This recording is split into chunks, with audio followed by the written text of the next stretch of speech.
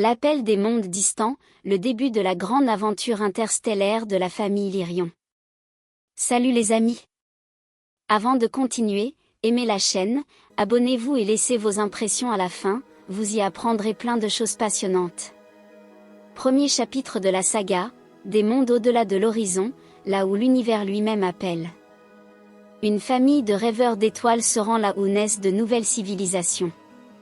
L'univers est un tissu infini d'étoiles, où chaque point lumineux est une invitation à l'inconnu.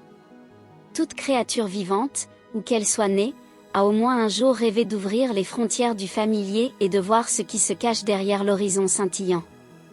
Sur la planète Lyrion, cette soif de nouveauté n'était pas qu'un rêve, mais une partie intégrante de la vie. Ici, des milliards de créatures, différentes les unes des autres, partageaient un monde sans guerre. Des Saharis aux ailes transparentes, des cristaux vivants d'été, des Lumis aux tissus mous et des Ariens humanoïdes. Tous parlaient le même langage d'impulsion lumineuse et de confiance. Famille de rêveurs d'étoiles. Dans l'une des cités aériennes de Lyrion vivait une famille d'Ariens, Elon, sa compagne Miara et leur fille Lissa. Ils étaient presque identiques aux terriens en apparence, si ce n'est que leurs yeux brillaient d'une lueur douce nacre, la peau changeait de teinte au gré des émotions. Chaque soir, ils sortaient sur le balcon de cristal et observaient les trois lunes entrelacer leurs orbites. « Imagine-toi, murmura Lissa, quelque part, là-bas, il y a des créatures qui n'ont jamais vu notre ciel. Je veux leur dire combien le nôtre est beau. » Elon hocha la tête, sentant grandir en lui un désir familier, non seulement observer les étoiles, mais en faire partie. Invitation à de nouveaux mondes. Un jour, un dôme lumineux s'illumina sur la place centrale de la ville. Le conseil des explorateurs annonça le recrutement pour le programme « Pelor, Pont des mondes ». C'était un projet dont on parlait depuis des années, une expédition au-delà des secteurs connus, dans les nébuleuses où aucun rayon de Lyrion n'avait pénétré. « C'est une chance, dit Miara, la peau d'un doux turquoise. Nous en avons toujours rêvé. » Lissa sursauta de joie. « Nous pourrons voir ceux qui n'ont jamais vu, personne ne s'est rencontré. » La décision vint d'elle-même, la famille postula sans réfléchir. Préparation du vol. Leur vaisseau, Solver, ressemblait à un organisme vivant, il grandissait et se transformait au rythme de l'équipage, réagissant à la respiration des pilotes. Les Lyrions ne construisaient pas de machines, ils les cultivaient. L'intérieur embaumait la brise marine et les fleurs des jardins célestes. Avant le départ, la famille fit ses adieux à ses amis pendant un long moment. Les Saharis aux ailes transparentes tissaient des motifs protecteurs pour eux, les éthers leur donnaient des cristaux de navigation, les Lumis chantaient à voix basse, faisant trembler l'atmosphère. Tout le monde ne leur souhaitait pas bonne chance, mais un « cœur ouvert », c'est ce qu'ils appelaient être prêts à l'imprévu sur Lyrion. Départ et premier voyage.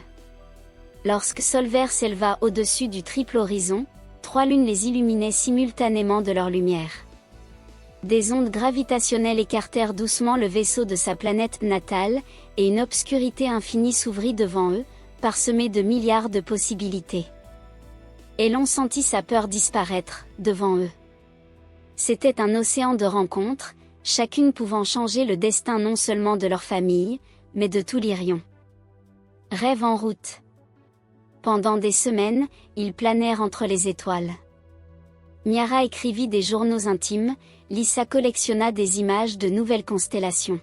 « Tu sais, dit-elle un jour, peut-être que là où nous volons, les mêmes familles nous attendent. Elles aussi regardent le ciel et rêvent de nous rencontrer. » Elon sourit. Si l'univers est infini, alors le désir de se rencontrer est infini. Vers l'inconnu. Devant, une nébuleuse aiguemarine apparut lentement, où, selon la légende, étoiles et civilisations seraient nées. Solver résonna avec une légère vibration, signe qu'il pénétrait dans un nouvel espace. « Le voici, » dit Miara doucement.